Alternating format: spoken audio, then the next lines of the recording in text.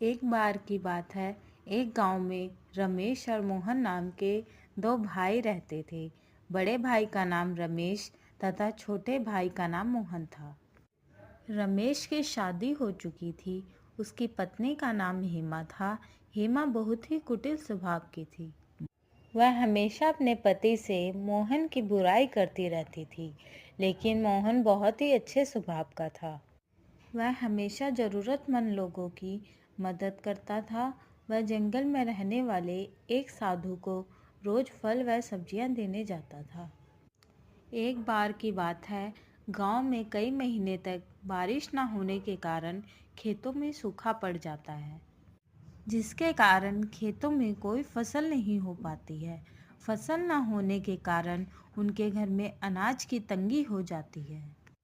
एक दिन रमेश की पत्नी रमेश से कहती है, हमारे पास अब अधिक अनाज नहीं बचा है, जो था वो खत्म हो चुका है। इतना ही अनाज बचा हुआ है। इतने अनाज में हम तीनों का गुजारा कैसे होगा? दूसरी फसल तैयार होने में अभी कई महीने लग जाएंगे।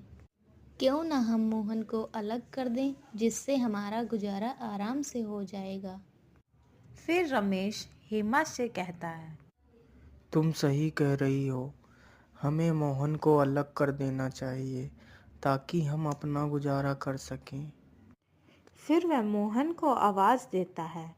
फिर उसकी पत्नी बताती है, मोहन घर पर नहीं है, वह कहीं बाहर गया है। लेकिन मोहन साधु के पास गया था। जब मोहन घर वापस लौटता है, तब घर पहुंचकर रमेश की पत्नी से कुछ खाने को मांगता है। तब उसकी पत्नी कहती है, आज कुछ खाने को नहीं है। जो अनाज था वो खत्म हो चुका है। अब मैं खाना कहाँ से लाऊं? तब तक वहां रमेश आ जाता है। फिर रमेश मोहन से कहता है, अब अनाज नहीं बचा है और ना ही इस बार फसल हुई है, इसलिए तुम्हें खुद अपने खाने का इंतजाम करना होगा। मैं तुम्हें पुराना वाला खेत देता हूँ, तुम उसमें अपना गुजारा करो। और ये घर भी मैंने बनवाया है, इसलिए तुम यहाँ नहीं रह सकते। रमेश की ये सारी बातें सुनकर मोहन बहुत दुखी हो जाता है और वहां से चला जाता है।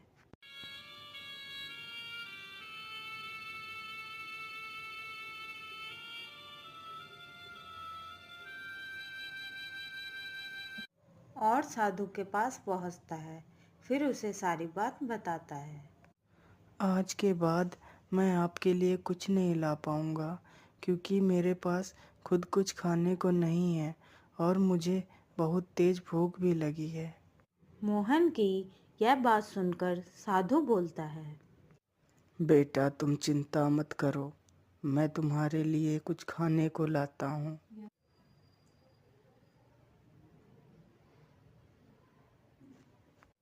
फिर साधु उसे कुछ खाने को देता है और मोहन खाना खा लेता है। फिर साधु उसे एक जादुई घड़ा देता है और कहता है, बेटा, ये घड़ा लो।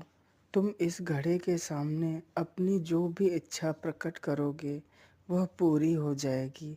लेकिन याद रखना, अगर इस घड़े के सामने अन्य व्यक्ति ने अपनी इच्छा प्रकट की तो उसकी मृत्यु हो जाएगी।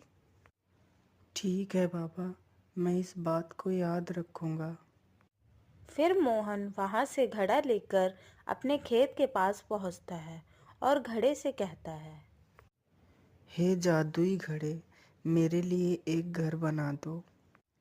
फिर घड़े के जादू से उसका बहुत सुंदर घर तैयार हो जाता है। ये देखकर वह बहुत खुश हो जाता है। फिर वह घर के अंदर जाता है।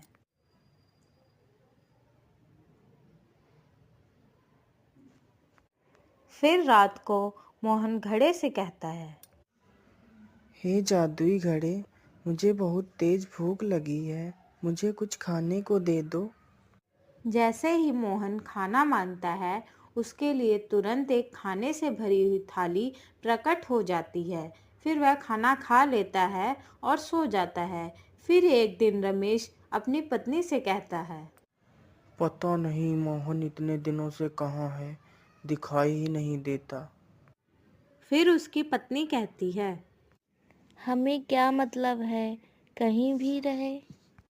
फिर एक दिन रमेश को गांव का एक व्यक्ति बताता है कि मोहन पुराने खेत में रहता है और उसने वहां एक बहुत अच्छा घर बनवा रखा है और वह बहुत अमीर हो गया है। यह सुनकर रमेश चौंक जाता है और वहां से चला जाता है।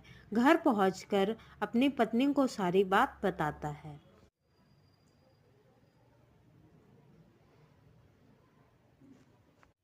फिर रमेश की पत्नी उसे कहती है, ये कैसे हो सकता है, इतनी जल्दी वो अमीर कैसे हो सकता है। अभी कुछ दिन पहले हमने उसे अलग किया था। फिर रमेश कहता है, हमें जाकर पता लगाना होगा कि वह इतना अमीर कैसे हो गया। फिर वह दोनों रात को मोहन के घर में देखते हैं कि मोहन जादुई घड़े से खाने को मांगता है। फिर घड़े से खाने की थाली आ जाती है। यह देखकर रमेश सोचता है। अच्छा, तो ये इस घड़े से अमीर हुआ है। फिर मोहन खाना खाकर सो जाता है। फिर रमेश घड़े को चुरा कर ले जाता है और सुबह होते ही उस घड़े से कहता है, हे जादुई घड़े, मुझे बहुत सारा सोना दे दो। जैसे ही रमेश अपनी इच्छा घड़े के सामने प्रकट करता है, उसकी तुरंत मृत्यु हो जाती है। यह देखकर उसकी पत्नी जोर जोर से रोने लगती है और कहती है, हाय हाय, ये क्या हो गया आपको, हे भगवान, ये क्या कर दिया आपने। फिर वह दौड़कर मोहन के पास जाती है।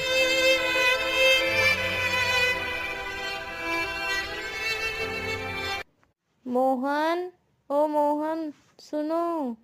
फिर मोहन देखता है कि रमेश की पत्नी उसे आवाज दे रही है। तब मोहन उसे पूछता है, क्या हुआ भाभी? मोहन, तुम्हारे भाई को पता नहीं क्या हो गया है। वह यहाँ से तुम्हारा जादुई घड़ा चुरा कर ले गए थे और जैसे ही उन्होंने जादुई घड़े से अपनी इच्छा प्रकट की, तभी अचानक से वह बेहोश हो गए और जमीन पर गिर गए। यह सुनते ही रमेश दौड़कर साधु के पास जाता है और साधु से सारी बात बताता है।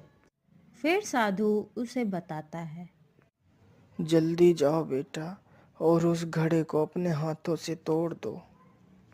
यह सुनकर मोहन दौड़कर वहां पहुंचता है और जल्दी से घड़े को उठाकर जमीन पर पटक देता है, जिससे घड़ा टूट जाता है। घड़े के टूटते ही रमेश जीवित हो जाता है और वह मोहन से कहता है, मोहन, मैंने तुम्हें घर से बेघर कर दिया, लेकिन फिर भी तुमने मेरी जान बचाई। मुझे माफ कर दो मेरे भाई। फिर वह तीनों हंसी खुशी साथ में रहने लगते।